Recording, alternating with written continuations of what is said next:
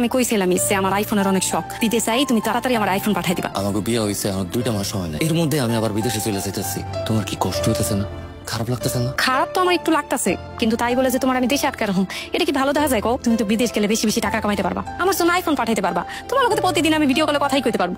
এখন যোগাযোগের এত ভালো ব্যবস্থা থাকতে আমার খারাপ লাগবো কেন? কও তো, তোমার লোকে আমি প্রত্যেকদিনই কথা কইতে পারবো, তুমি খালি চাইয়া বেশি বেশি টাকা কামাইবা। ঠিক কথাই কইছো।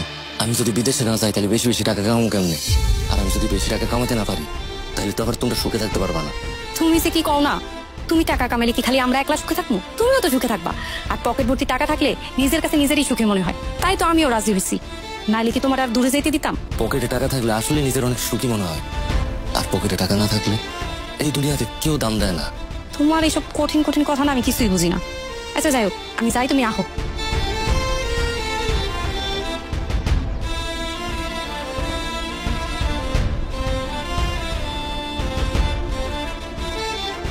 তুই যে আমার প্রতি রাগ করে আসোস সেটা কিন্তু আমি জানি, কিন্তু বাজান আমার উপরে রাগ করে থাকিস না।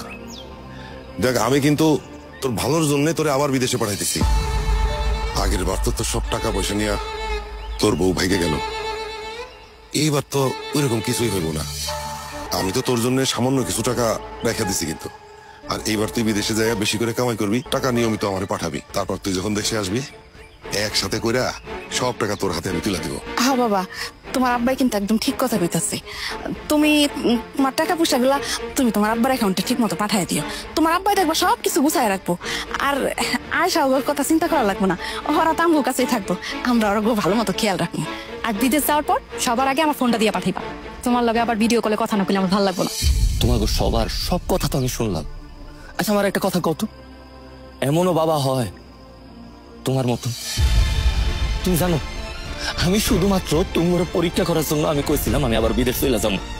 অনেক আশা নিয়ে কইছিলাম কথাটা, মনে করছিলাম আমি যদি তুমি কই যে আমি বিদেশ চলে যাবো সবার আগে তুমি এসে আবার আটকাইবা। না রে বাজার, বিদেশ যাইস না, অনেকগুলো বছর বিদেশে কাটাই আইসস। তুই আমার একটা মাত্র পোলার, তুই না থাকলে আমার ভিতরে খুব খালি খালি লাগে। তোর যাওয়ার দরকার নাই, তুই দেশে থাক। কিন্তু না, আমার সেই আশাটা তুমি পূরণ করো না আব্বা। আমার ইচ্ছার বিরুদ্ধে তুমি চাইছো আমি যাতে জোর করে বিদেশে চলে যাই, কারণ তোমার পোলারের দরকার নাই। তোমার তো দরকার এই প্রবাসীর টাকা, তোমার পোলার টাকা, কারণ আমি তোমার কাছে একটা টাকার মেশিন।